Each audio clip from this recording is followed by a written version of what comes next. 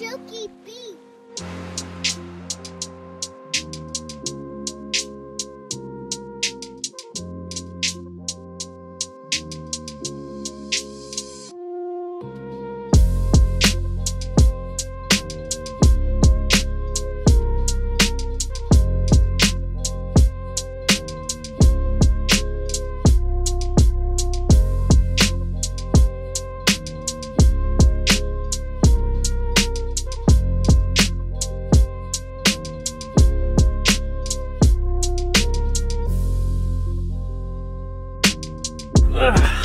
Hello everyone, welcome back to another video. Here we are in the Adventure Bus yet again. As many of you guys know, we recently took a trip in this bus. We started here in Chicago, then took it down to Tennessee, then Atlanta, Georgia, then Bonita Springs, Florida, and then Orlando, Florida, and then back up to Nashville, and then back up to Chicago. It was a 3,000-mile round trip, and it was over the course of 10 days. For those 10 days, we were living, me and Audrey, me and my girlfriend, were living here in this bus. On the trip, we had a lot of people stop to us and ask us and talk to us about this bus. So I figured I'd make this video kind of going over what it's like to live in a bus for 10 days, the pros and cons of taking a road trip in a converted bus, and what we want to change to this bus, what we like about it, what we don't like about it, etc., etc. Pretty much the first thing that everybody asks about this bus when they see it is how much it costs. Price. So we're going to talk about price. Price of the bus, price of converting it,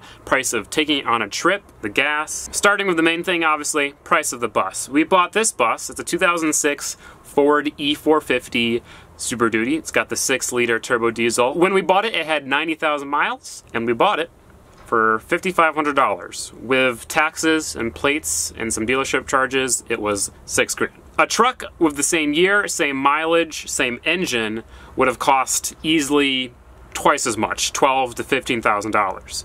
So already, we've got an awesome powertrain, awesome drivetrain in this bus for half the cost of what it would have cost in a truck. I don't know off the top of my head how much RVs are of that year with mileage, etc., but I'm assuming it's more than $5,500. So we got a diesel school bus that can tow for $5,500, which was awesome. Converting it, it's not done, firstly, and I didn't really keep track of it too much, but around $1,000, $2,000 of pretty much just wood and time. Didn't pay anyone to do anything in this thing, I did it all myself. Pretty much just materials. It wasn't too expensive. The thing that is expensive, however, is gas, well, diesel. On the trip, on the highway, when towing 6,000 pounds, it was getting, at best, 10 miles per gallon. Now, it's not terrible, 10 miles per gallon. This is a 10,000 pound bus, and it's just a big cube, so it's super unaerodynamic, and it was towing another 6,000 pounds. So 10 miles per gallon, yeah, it's fine, whatever. But it does add up on a 3,000 mile trip. So let's see, we went on a 3,000 mile journey, 10 miles per gallon, average of $2.80 per gallon. We were in the South, so gas is decent. We spent over $850 just on gas. I guess that's not too terrible. 2 plane tickets to and back Florida probably would have been about that much, but you also can't bring your own car when you fly. So there's the benefit of towing something and actually driving to places. What about other expenses, you may be asking? Well, let's go over those. Number 1, camping. We chose on our journey to camp. The last trip we made in this thing, we stayed in Walmart parking lots, which is free, but it's kind of sketchy. We don't like sleeping in Walmart parking lots where anybody could sneak up and do anything to our bus or vehicle. So we chose not to stay in free Walmart parking spots. We camped all 10 nights, and it averaged out to be about $50 a night, which about a third to a half the cost of the hotel, so we saved money there. But that was still $500 worth of expenses. I will say there was a couple times where we stopped to camp, like on our way to Florida and our way back from Florida, where we pulled up to the campsite at like midnight. We left 7 a.m. the next morning. It's not worth to pay $50 to sleep in a gravel parking lot for 7 hours, right? So I think maybe next time we will save some money by, on the way there and the way back, staying at free places. So like a Walmart parking lot or a truck stop. But when we reach our destination, I definitely do enjoy staying at a campground. So that was worth it. All in all though, compared to maybe flying to a place and staying in a hotel for 10 days, we saved money. And like I said, we got to bring our own car with, we got to have fun with our own vehicles. So yeah, those were all the expenses of living in a school bus for 10 days. I want to talk about how it drives, because a lot of people ask, is it hard to drive a school bus? How does it tow? How fast can you go on the highway, etc., etc.? Like I said, it's got a 6-liter turbo diesel, so it's got a decent amount of power, decent amount of torque. Considering this thing weighs 10,000 pounds, we were towing 6,000 pounds. On the highway, we could relatively easily go like 70 miles per hour. I was close to full throttle, but we could do it. In terms of actually driving the school bus, it really doesn't feel that big. Essentially, it's just a van with a bigger cab on it. You have to make wider turns, especially when you're towing something, but not too bad. It accelerates pretty decent. Brakes are awesome, even though they need to be replaced pretty soon. It could stop just fine with 6,000 pounds behind it, and we didn't have trailer brakes, so. This is an E450, so it's pretty dang big and beefy. It's designed to be carrying, you know, 30 little kids to and from school every day. That's like, what, 3,000 pounds worth of kid? And even with 6,000 pounds behind it, the suspension doesn't squat at all. The cool thing is that it actually rides significantly better when it's towing a ton of weight, because it helps dampen the suspension. The suspension is very stiff, so without any weight in it or behind it, it kind of rides like crap, which is something I want to talk about. It's not the nicest riding vehicle, especially on the highway. There's some problems. The main problem is that it's a school bus, all right? It's not designed to go on the highway. It's designed to take kids to and from school. So it's kind of rattly. In fact, no, let me rephrase that. It's very rattly. These bus windows are just, imagine listening to that for 20 hours driving. That's my only complaint about this thing, is that it is so noisy. And it's not our furniture. The furniture I made and I put in here doesn't make any noises. It's the factory bus stuff, like the windows, the front clip area kind of rattles as well. So when you're going on highway speeds with a lot of wind, everything is rattling. There's a lot of engine noise. There's a decent amount of exhaust noise. Those things aren't bad. I can bear that, except those things combined with the rattling makes it so I can't hear much.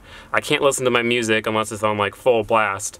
And yeah, it's just kind of loud on the highway. Thankfully, that's really the only problem I could think of in terms of driving it, is the noise, the rattling. I will say that it could use some more power, it could use some more torque. We can go 70 on the highway, but you have to use a lot of throttle whenever I want to pass somebody. It's difficult. You really got to put your foot to the floor. All that being said, when we bulletproof the engine and, you know, put a bigger turbo on it, build it, tune it, it will make hopefully twice the power and twice the torque, and maybe with a tune, it'll be more economical on the highway. I will say I don't know how I would drive this thing if it was a gas engine, because a lot of these short buses came with gas engines, like the Triton V10 and the Triton V8. I don't know how it would do. I feel like it would be really slow. And it already is pretty slow, so that's one thing to keep in mind. If you're gonna buy a short bus and convert it, get a diesel. Just do it. More reliable, more economical, faster, more power, more torque. And you can even build your diesel so it makes like 600 wheel torque and makes it a monster. Another thing I want to talk about is living in here. How is it to sleep, eat, get dressed, cook, drive, and just live in a converted short bus for 10 days? It's awesome. It's so awesome. Let me tell you, this bed right here, 10 times more comfortable than the bed I sleep in at my house. I think I possibly had the best sleep of my life on this trip. Partially because this bed is so comfortable.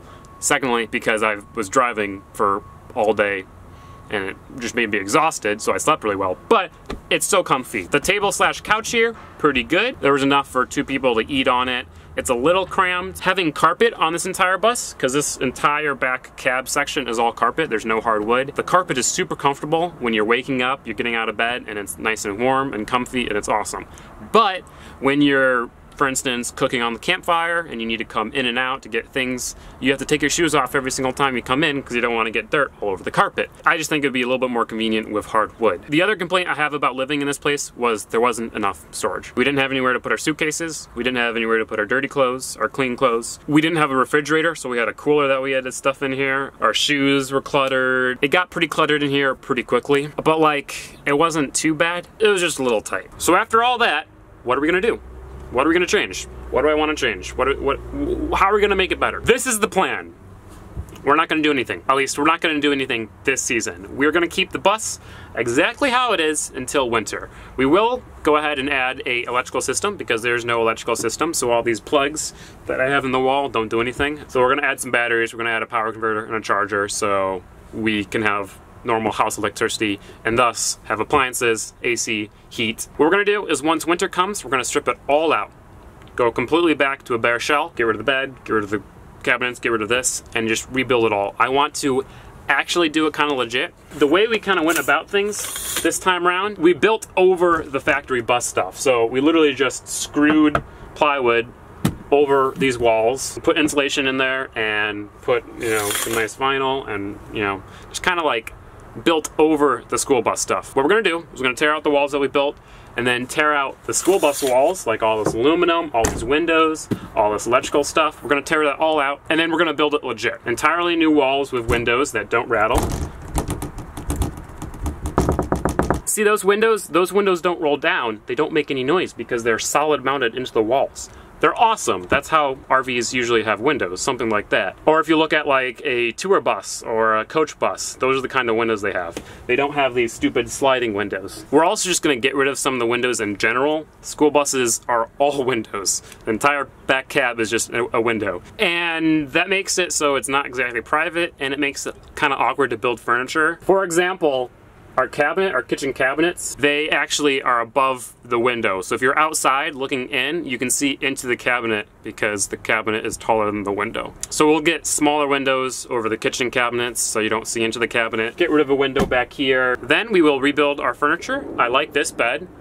This bed is awesome, but the bunk bed, it's gotta go. See, the thing is that traveling in this bus with more than 2 people wouldn't be fun. So there's no point in having, you know, sleeping space for 4 people. So get rid of the bunk bed, turn it into shelves, some sort of storage, because we need more storage. And there we go. Then instead of putting carpet on the floor, we will put hardwood on the floor, most of it at least. In front of the cabinets and these tables right here, we will put hardwood. In the back, by the bed, we will keep the carpet because the carpet is nice waking up. So you wake up, you're on fluffy carpet, you get changed, and then you go onto the cold hardwood. But then when you're at a campsite, you don't have to take your shoes off, which is gonna be nice. And then after it's all rebuilt, we will go ahead and get it painted, which is another thing I want to talk about. As you guys probably noticed, there's a big old yellow splotch on the front. See, we plastic dipped this bus, but on the highway there was a rip in the plastic dip, and the wind kind of got underneath that rip and just bubbled up and like exploded the plastic dip in it. A big chunk of it peeled off, so we'll have to touch that up, and then in the future we'll peel it off and get it legitimately painted. Other things I want to do when we go and rebuild it over the winter is add a sink, do the solar panels, because I don't picture us doing that before then. To fix part of the storage issue, what we're going to do is kind of build some storage cabinets underneath the bus, on the frame of the bus, kind of like how coach buses have like the storage compartments underneath the bus. Things I want to do like now, like this season, get an awning and then some lights on the exterior, so when we're at the track in the day, we can have an awning, have nice shade, and then when it's at nighttime, we can have some lights. So that'll be a little bit nicer on the track. Get a generator, and yeah, do some maintenance. All in all, this thing is awesome. I don't want it to sound like I'm complaining about this thing. It was awesome. Best road trip I've ever had. I think the one thing I will say, it's definitely better for weekend trips than it is for like week-long trips. For instance, on May 6th, we're going to be taking this thing to Des Moines, Iowa for a track day. It's like a 5-hour drive. We'll drive there, we'll camp, we'll race, and then we'll drive home. It'll be nice. Only 10 hours of driving. 10 hours of driving is not bad. I can deal with 10 hours of windows shaking. But when we went to like Florida, and it was 24 hours to drive there and 24 hours to drive back, I went crazy by the end. I could not deal with 48 hours of these windows shaking. This summer, we're gonna be taking it to a ton of track events all throughout the Midwest. We might venture down to the South a little bit, maybe to the East Coast. Once we do rebuild the inside, replace these rattly windows, make it better on the highway, I do wanna take it up to Seattle and go along the entire West Coast. Meet some cool people out there. So that's it. Hopefully you guys did enjoy. If you have any questions about this bus, about living in it, what it was like, post them down in the comment section below. I'll try to respond to all of them. If you're new to the channel, please consider subscribing. We'll be doing a lot of stuff to this bus. We'll be using it a lot, taking a lot of trips. If you enjoyed the video, give it a like. If you didn't enjoy the video, please give it a dislike and give me some constructive criticism. I've been talking for like 30 minutes now, so my mouth's getting really dry, but that's okay. I'm really excited to use this thing more this season. This is our first summer season that we have this bus. and it's gonna give us a lot of awesome opportunities. I'm excited to do some more things with it, make it a little bit nicer in here until we rebuild it. And yeah, so peace out, and I'll see you later.